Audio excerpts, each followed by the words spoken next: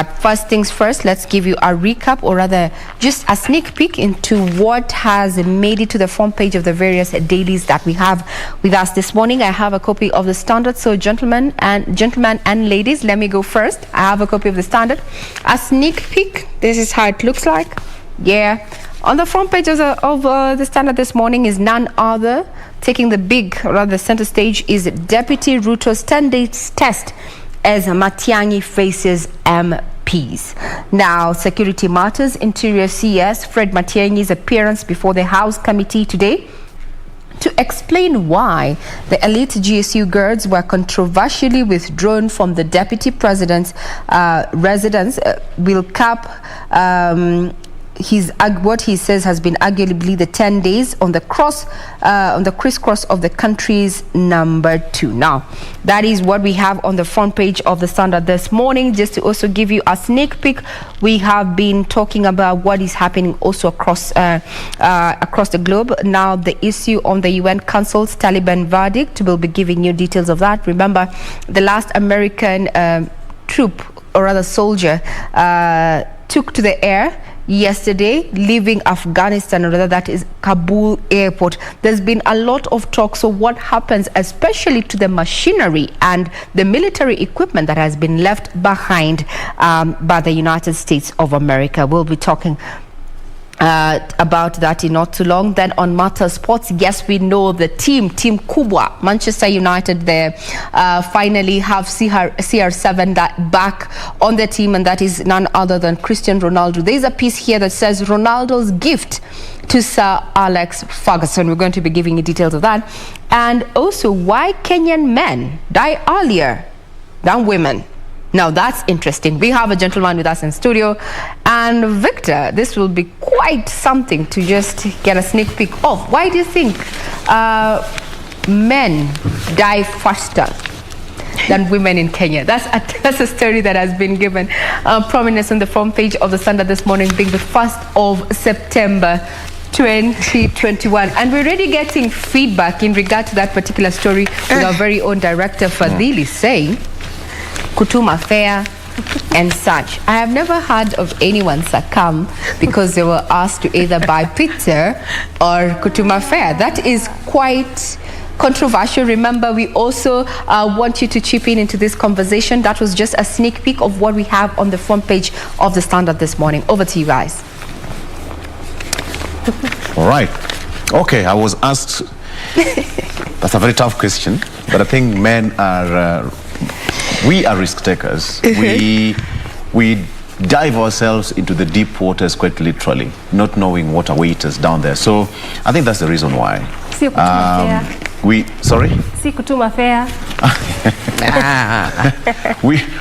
dive into the deep ends. Remember, men are hunters and gatherers. Oh, so take that again. You dive into the deep ends.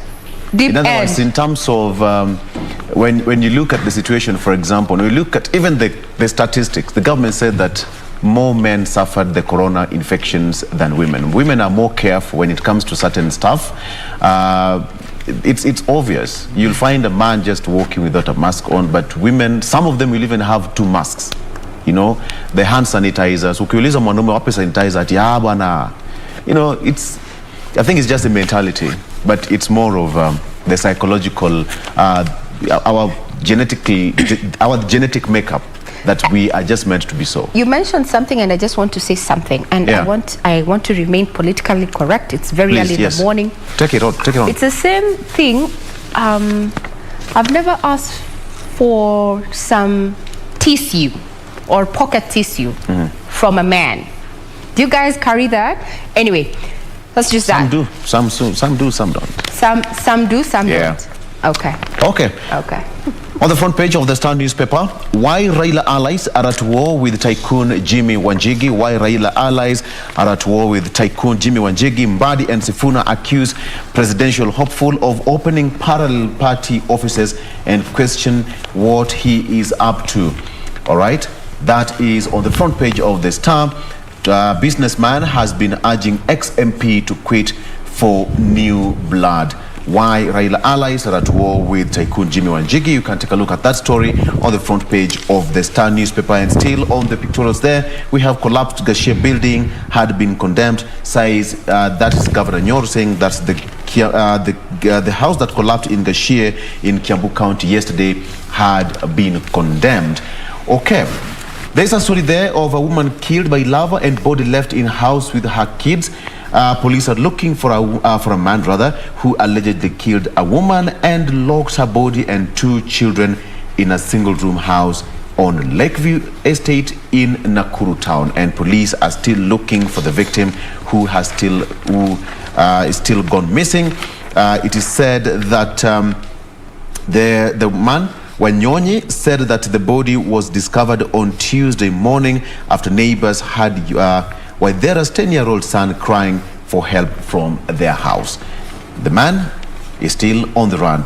Yesterday, the president opened a military hospital, and now military makes it reality for building of police hospital.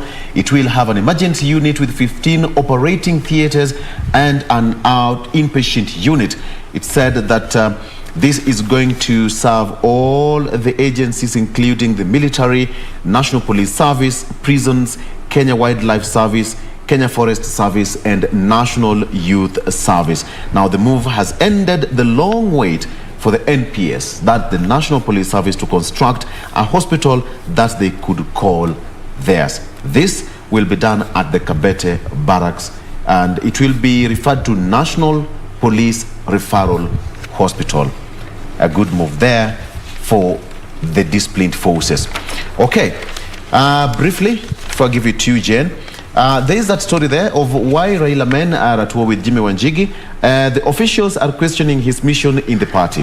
Wanjigi's candidature was initially seen within ODM circles as a decoy to help party leader Raila Odinga make inroads in President Uhuru Kenyatta's backyard, that is Mount Kenya. However, his latest move has elicited sharp reactions. Raila's allies are questioning his intentions, wary of the fact that internal feuds could slow down the former Premier Minister's chances. It's a good read there, so you can also take a look at that particular story on the Star. At this point, I think it's important that for us we take a break. As I take mine, why don't you take yours? Oh, Papa Careful. Di no apete.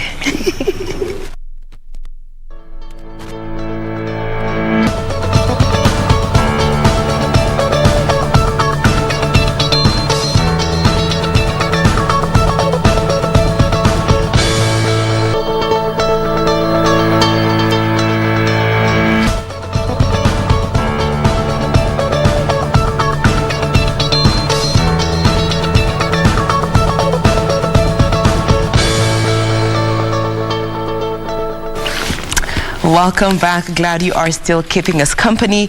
We now want to continue with where we left off just before that very quick breather. This is still in the headlines and coming to the Daily Nation. Quite busy today morning. A number of stories have been featured here on the front page. The first story is in regards to Raila Odinga, the ODM party leader, who now wants the IEBC to give parties more time to conduct their primaries, all in line with preparation for the 2022 general elections. That story has been captured here on page 6 in great detail, where he was able to meet with IEBC Chair Wafula Chebukati at the Commission offices yesterday just to discuss issues related to party primaries and, of course, the electoral dispute resolution timelines, again, as part of the preparations for the 2022 general elections, saying that the time that was indicated for political parties will be required to conduct their primaries, as it currently stands, was from the 16th of April through to the 22nd of April 2022. But he said this is not enough time, so we need just a little bit more time to ensure that all parties have conducted their primaries and they are ready for the general elections. Now, coming to the next story that has been captured here on the head of the Daily Nation is in regards to robbers that went to steal and eat, steal some more, and eat some more. And all this was happening in Nyeri town. at the home of the Assistant Inspector General of Police, Kingori Mwangi's, Pembe Town at the outskirts of Nyeri. It is said that there were 3 men who were wielding machetes. Wielding machetes. Regina, unasikia watu wenu? So there are 3 men who are wielding machetes, including a university student and an alleged robbery convict. They held the woman hostage who was taking care of the particular home. It is said that the Assistant Inspector General of Police was away at this particular time. According to this account here, is that they waylaid this particular lady when she was on her way back from purchasing dog food, and all this went on for over 8 hours. So while they were there, they had 2 intentions. Number 1, to rob the house clean of valuables, and number 2, to recover high caliber guns belonging to the police boss. Now, after this whole saga happened, there was a 10-hour manhunt that resulted in the arrest of 2. But when they were still at this particular home, some of the items that they are said to have stolen included a 12-gauge Taurus ST12 tactical shotgun. Kama nimechoma, wacha ipite hivyo. Okay, then there was also a magazine full of bullets and shotgun shells. They also stole a gun cleaning kit along with assorted bullets and police barrels. It is alleged that they forced the hostage to cook for them ugali and meat while they were ransacking the house and packing all that together up until around 1 a.m. when 2 motorbikes arrived and began ferrying the loot from some 2 kilometers away. And it was after a number of trips that the neighbors became suspicious, because this is not something they're used to seeing. Random bodas just showing up at one of your neighbor's house, going and coming, going and coming. That is when they raised the alarm, and the robbers were now there was some police that responded, and it is said that they ditched the motorbike and stolen goods and decided to run on foot for the remainder of their run, but they were eventually caught. What is the street talk on audacity? Now let me take you through the main story here on the front page. This is in regards to President Kenyatta and Deputy President William Ruto. Pressure piles for Uhuruto handshake.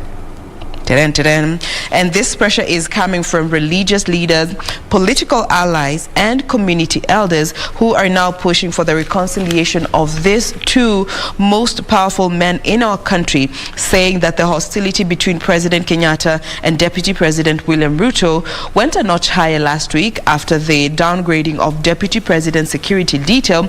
But then again, this is also a recipe for chaos when it comes to dividing the nation, and that is the concern that the clergy, political allies, and community elders are having, just trying to, bring these 2 together. And that story has been highlighted here on page 5 of this particular daily. I will be giving you more details as we proceed on with this particular segment, but that is just generally what has been captured here. And one last story: 200 million M-Pesa cash unclaimed.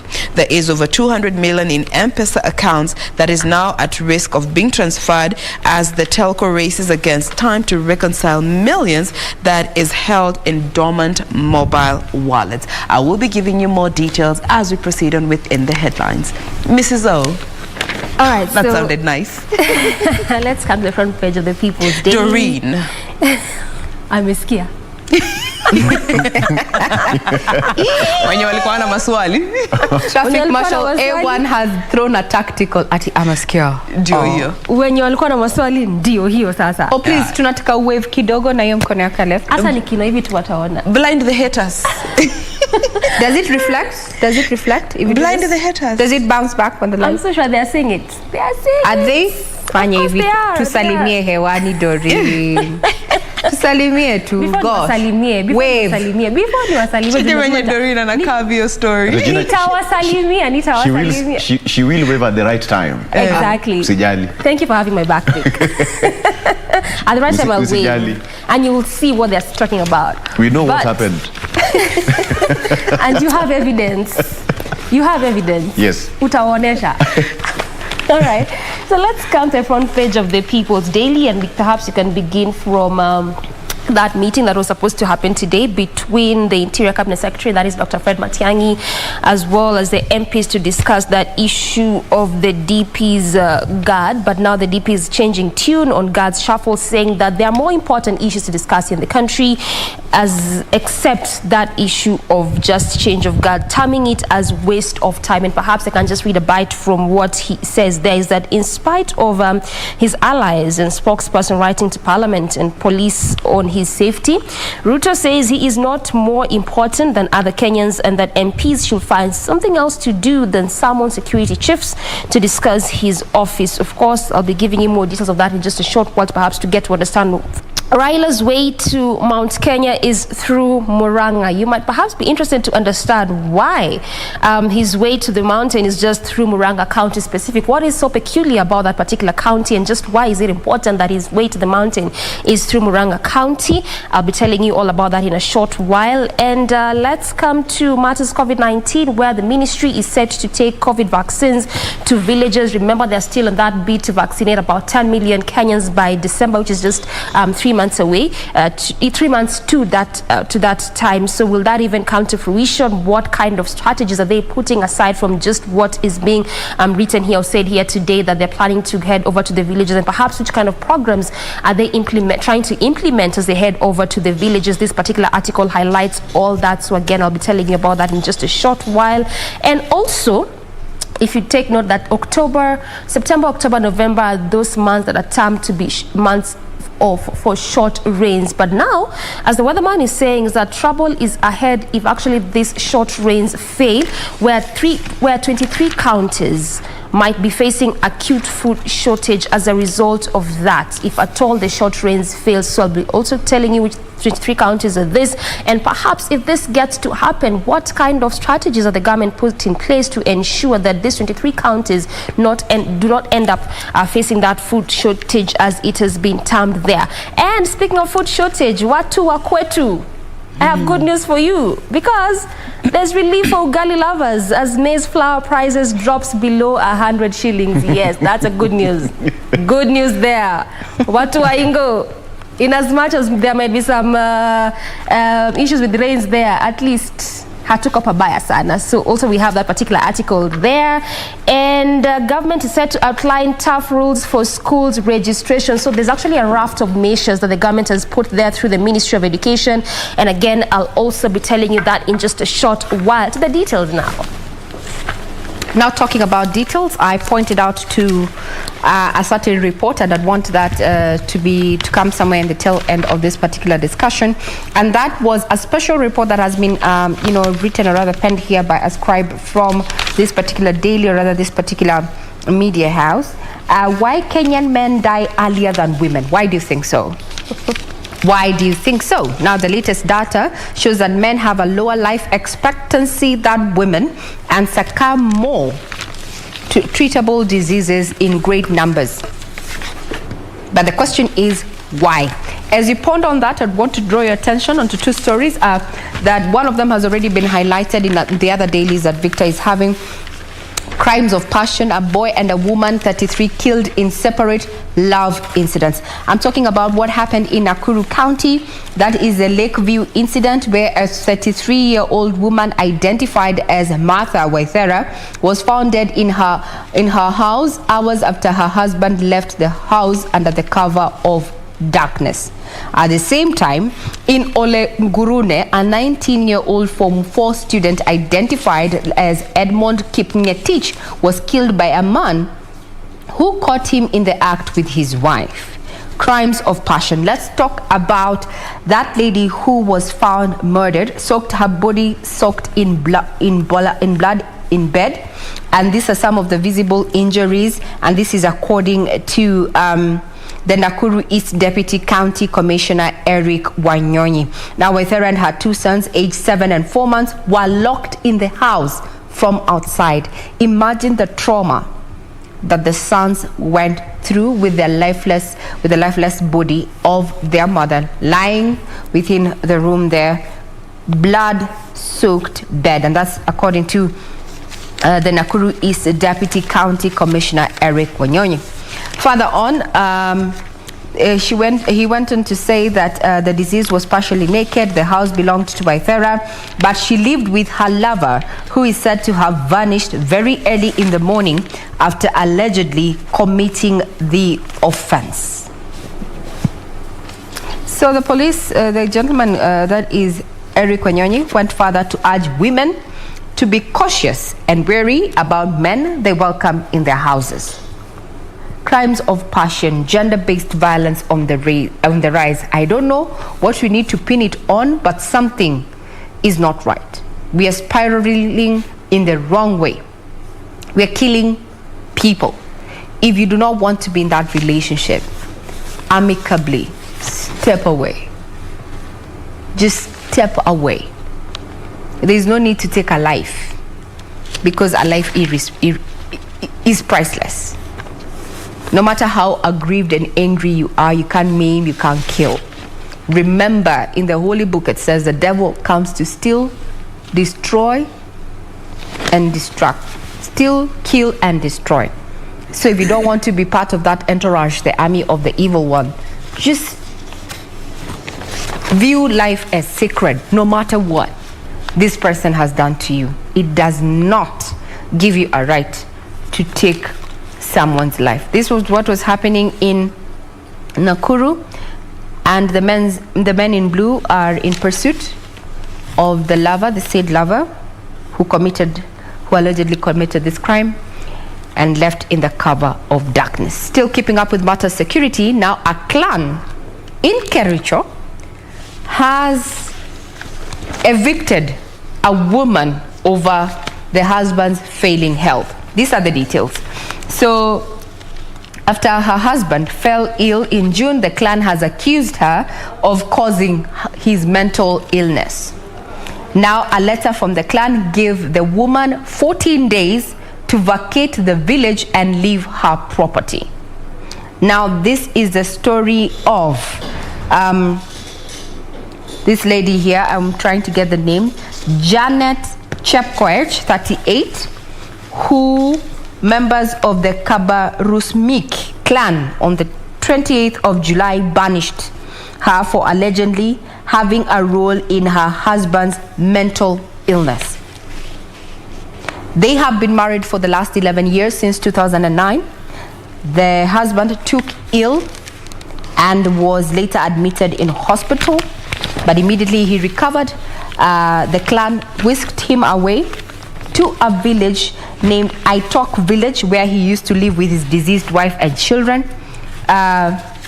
Janet has 2 teen children with the sickly husband, but she has been given a 14 days notice to vacate her matrimonial home, because the clan alleges that she had a hand in the ailment that befell her husband there. FIDA has intervened, however, and said according to Farida Chepkemoi, says a lawyer affiliated with the Federation of Women Lawyers, FIDA, described the letter by the clan as illegal and outrageous. This particular letter was not only copied to Janet Chepkoech, who is age 38, but it was copied to her mother, Grace Koech, Kamachumo village elders, and Nagaset assistant chief, as well as a Kaptet chief. The clan has said you need to vacate, but the lady alleges that this is a plan that has been hatched by the stepson and the bishop, because they wanted to cultivate her husband's land there. She and the husband own a 4-acre piece of land. I don't know. What do you think about this? Place of family interference. That's not even family. It's not family. This is a clan. It has gone beyond even the family, allowing outsiders to come into your home. And perhaps even this had been happening even before the man actually got ill, because for them to have the audacity to get to this extent, boundaries People have become evil. As far as I'm concerned, people have become greedy and people have become selfish. how do you blame someone else for someone's failing health? It is a mental health issue. How am I, as your wife, as your girlfriend, as your lover, culpable of that? Okay. Victor, what say you in other matters? Yeah, in other matters. I see we are running out of time. And quickly on the newspaper here, Ruto to meet central MPs over future of small parties. They insist they will not fold up to join UDA through, though rather they support his 2022 bid.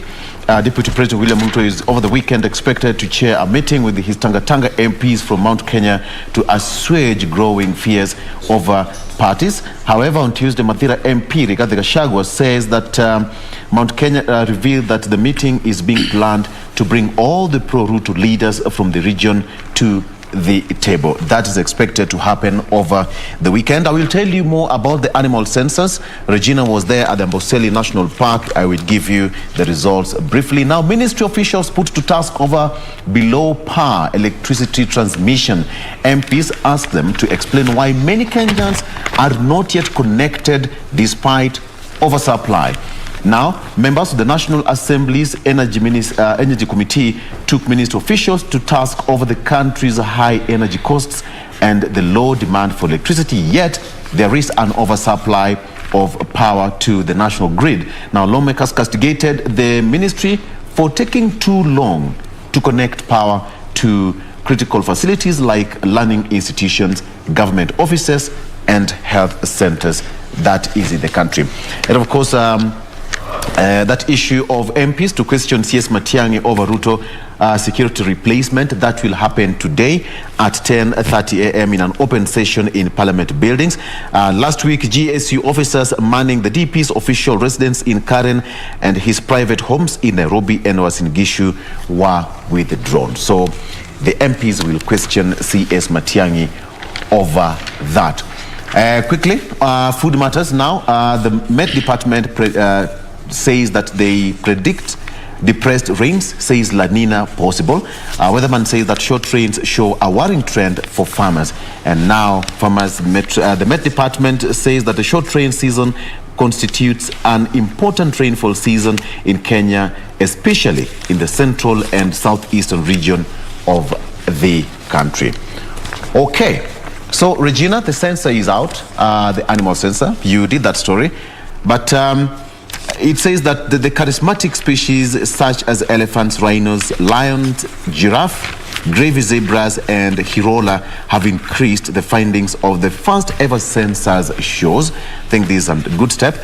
Briefly, some of the iconic species counted were elephants, 36,280, black rhino, 897, white rhino, 842, northern rhino, 2. Lions, 2,589, and Bafisi, 5,189. They survived. Cheetahs, 1,160. Wild dogs, 65 rather, and buffalo, 41,659. Apokoti Mafisi. Muko wangapi? 5,000. Yeah, they're doing well. They're doing Hapo ndo inaonanga, numbers don't matter. It is the will. It is the will. The spirit. That is important. Yes. Team Mafisi, you are doing well. Continue thriving. Kama kuna animal iko na will. Ni hiyo fisi. Sasa ni mafisi. Hyena. Yes. Hyena, they survive pretty well.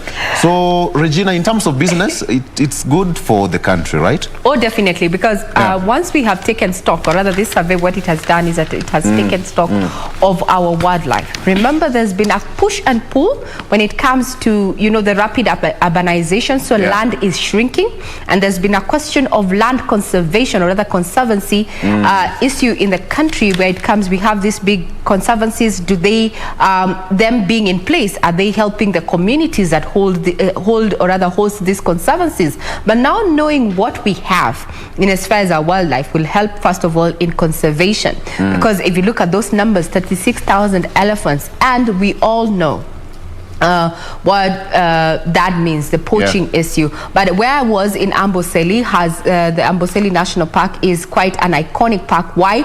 Because for over the last 30 years, there's not been a single case of poaching that has been recorded at the Amboseli National Park. So you can imagine if what they are doing is replicated in those other national reserves, will conserve not just this wildlife for now, for you to go to the park and see, but for future generations. You can imagine there are places who do not know how even a lion face to face in real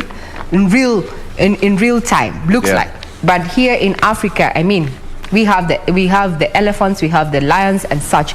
And what I heard from Najib Balala, that is a tourism cabinet secretary, while he was receiving this particular survey, he said that he's actually lauding the Chinese government for closing up its ivory market, because this has gone a long way to curtail matters of poaching, and is waiting for the EU to do the same, so that they do not have an avenue, these poachers do not have an avenue to sell this ivory. And there's also been they've come up with one of the methodologies that I read about to just track this ivory, or rather make it devalue the ivory in the market, is the way they mark this particular ivory, that they stain it such that it cannot be of value.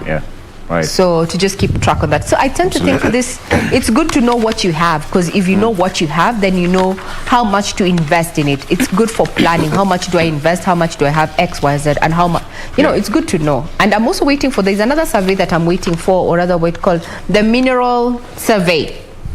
And this was supposed to happen topographically as well, as terrestrial. Just how much of minerals do we have? The fluorspar, the diamonds, the gold and such. The government was to take up, carry out another survey to ensure, or rather to just take stock of what we have as minerals reserves. Remember, oil and gas within the Lamu archipelago there. That is something else that we need to know, how much of these deposits do we have, and how will then help inform, our investments going forward. So it's a good step in the right direction. Hapo kwa mafisi. Hapo kwa mafisi. I'm still stuck there. All right. But then again, that reminds me of, they say there's only about 2,000 lions. And you do know that lions have actually been categorized under the endangered species across Africa, because there are about 26 African countries that lions are extinct.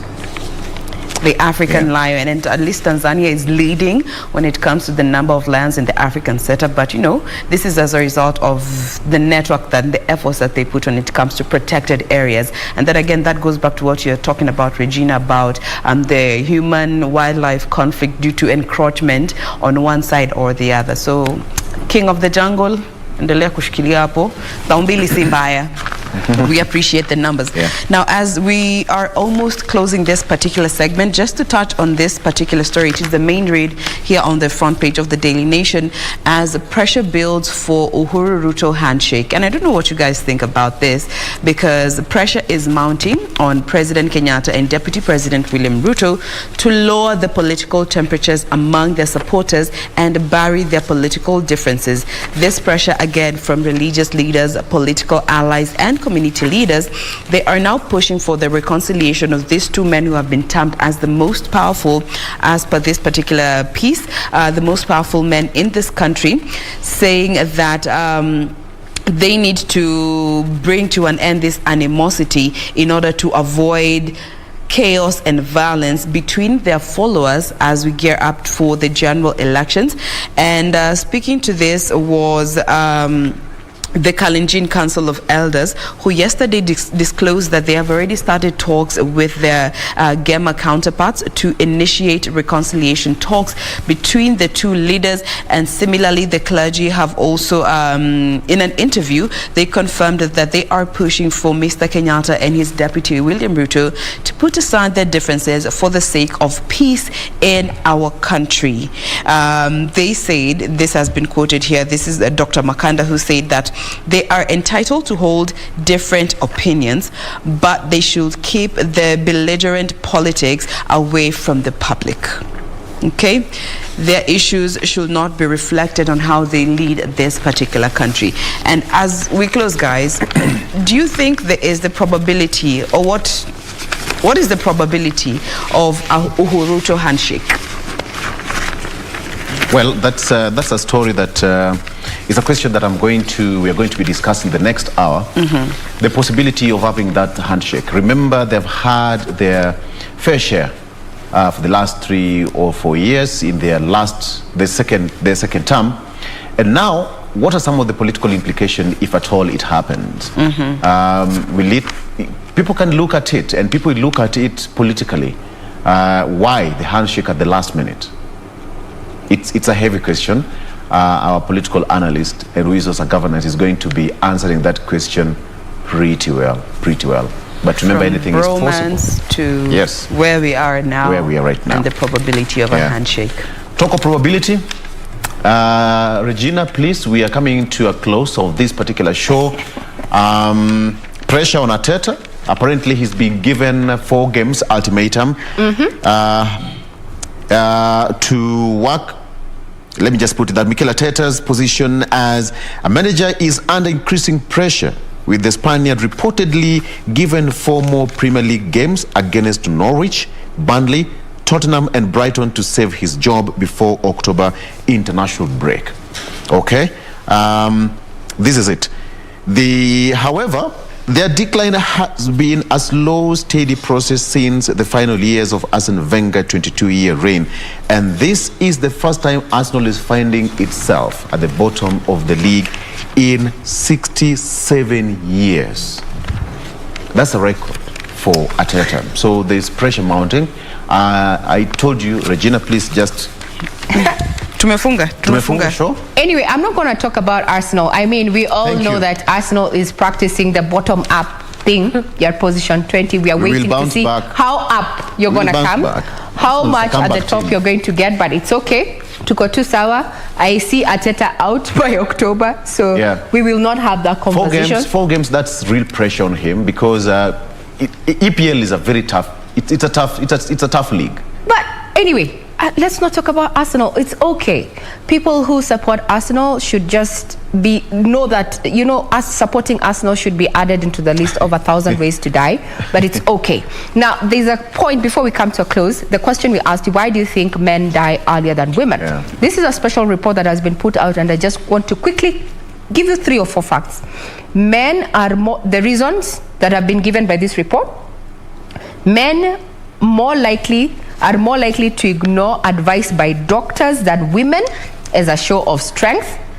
I know one who does that. 2, unlike women, many men suffer from late diagnosis after skipping regular medical checkups.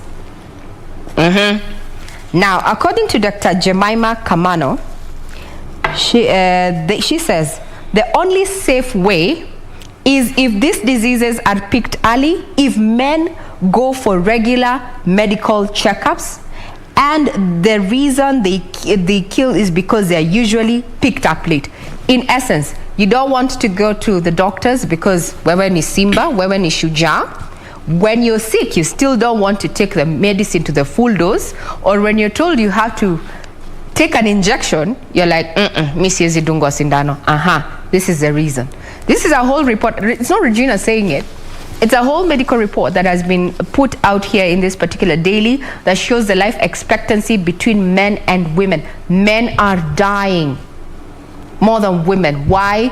Because they want to be all macho. There's nothing wrong with being all macho. But if you are sick, if you are unwell, you need help. It's a wrap. I'm Regina Manyara. You're watching KBC Channel 1. This is Good Morning Kenya. We have so much in store for you. Do not go away.